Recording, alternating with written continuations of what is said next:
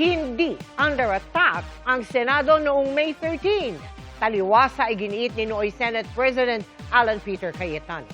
Batay yan sa investigasyon ng Department of Justice na sumisilip ngayon sa anggulong planado ang gulo.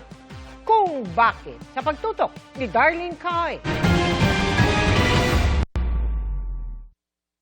Batay sa initial findings ng panel of prosecutors ng Department of Justice, hindi under attack ang Senado nang magkagulo doon noong May 13 kaya hindi makatuwiran ang mga ginawa ng Office of the Sergeant at Arms ng Senado.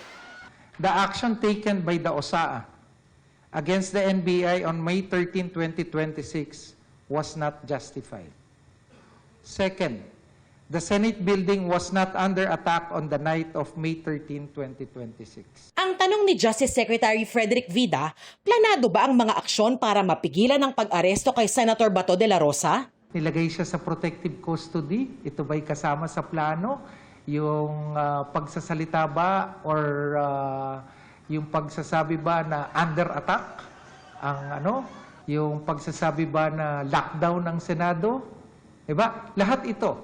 Lahat ng mga bagay na napatunayan nating nangyari ay tinitingnan para timbangin kung ito ay kabahagi nung tinatawag natin na obstruction of justice. Inaalam ngayon ng DOJ kung sino-sino ang mga taong nagsabwatan at nagtulungan para patakasin si De La Rosa. Matapos umamin ni Senator Robin Padilla na kasama niya si De La Rosa paalis ng Senado, naghain ang PNP-CIDG ng reklamong obstruction of justice laban sa kanya. Pero sabi ni Vida, ibinalik nila sa CIDG ang reklamo para sa karagdagang investigasyon. Ayon kay Justice Secretary Frederick Vida ay hindi raw sila pinahintulutan noon ng Senado na mag-inspeksyon sa Senate premises. Pero ngayong bago na ang liderato ng Senado ay magbibigay raw ng panibagong request ng DOJ. Darlene Kai, Nakatutok, 24 Oras.